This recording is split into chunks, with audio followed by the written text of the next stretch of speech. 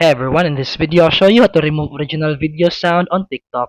Let's get started. First, tap the plus button at the bottom to create a new video. Either record a clip or upload one from your gallery. Once you're done recording or uploading, tap the red check mark to move to the editing screen.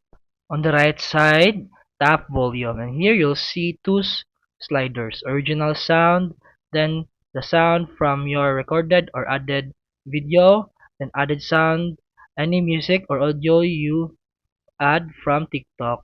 Drag the original sound slider all the way to zero if you want. You can then add a TikTok sound or music on top.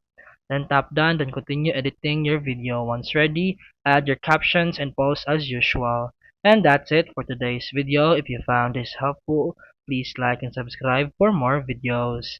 See you in the next one.